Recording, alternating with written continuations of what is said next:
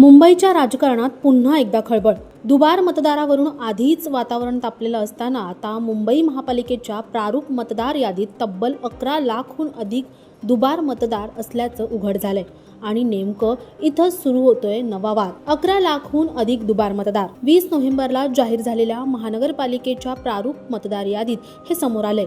एकूण 1,03,00,000हून अधिक मतदार असलेल्या मुंबईत 11,01,505 मतदार हे दुबार असल्याचं निष्पन्न झालंय। याहूनही धक्कादायक म्हणजे यातील 1 लाख मतदारांची नावे 3 ते 4 ठिकाणी आहेत।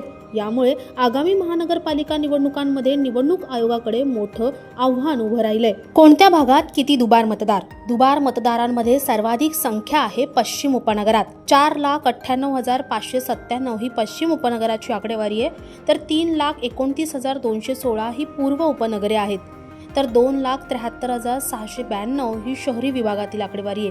एकूण मुंबईत जवळपास प्रत्येकी 10 पैकी 1 मतदार हा दुबार नोंदवला गेलाय। 3 वॉर्डांमध्ये 60,000हून अधिक मतदार। याच मतदार यादीत एक महत्त्वाची नोंद आहे।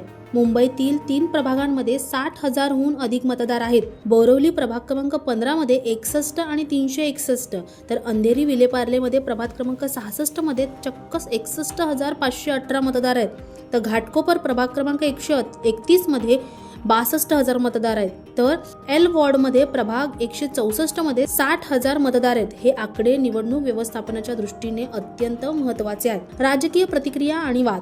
दुबार मतदाराचा मुद्दा राजकीय स्तरावर आधीच पेटलेला असताना आता या आकड्यांमुळे नवा वाद जन्माला येतोय।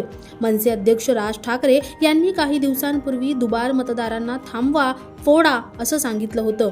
असं आवाहन केल्यानंतर हा मुद्दा आणखीन संवेदनशील बनलेला आहे। दुबार नावे काढण्याच्या कामात विलंब होतोय का, हाही मोठा प्रश्न आहे। आता राजकीय आरोप प्रत्यारोपावरून तोंड फुटण्याची मोठी शक्यता आहे। यामुळे निवडणूक आयोगाने काही महत्त्वाची पावलं उचलली आहेत।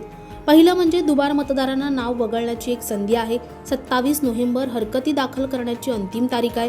5 डिसेंबर अंतिम मतदार यादी प्रसिद्ध होईल आणि मतदानावेळी दुबार मतदार आल्यास प्रतिज्ञापत्र लिहून घेणार आहे। म्हणजेच दुबार मतदार रोखण्याचा प्रयत्न निश्चित आहे, पण आव्हान मोठं आहे। मुंबईतील दुबार मतदाराचा हा मुद्दा फक्त तांत्रिक नाहीये, तर लोकशाहीच्या विश्वसनीयतेवर थेट जोडलेला आहे।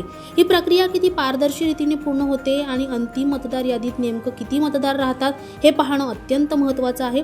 आम्ही या प्रकरणातील प्रत्येक अपडेट तुमच्यापर्यंत पोहोचवत राहू। तोपर्यंत तुम्हाला या सगळ्याविषयी काय वाटतं आम्हाला कमेंटमध्ये नक्की कळवा आणि अशाच नवनवीन व्हिडिओसाठी नवशक्ती यूट्यूब पेजला लाईक, शेअर आणि सबस्क्राईब करायला विसरू नका। धन्यवाद।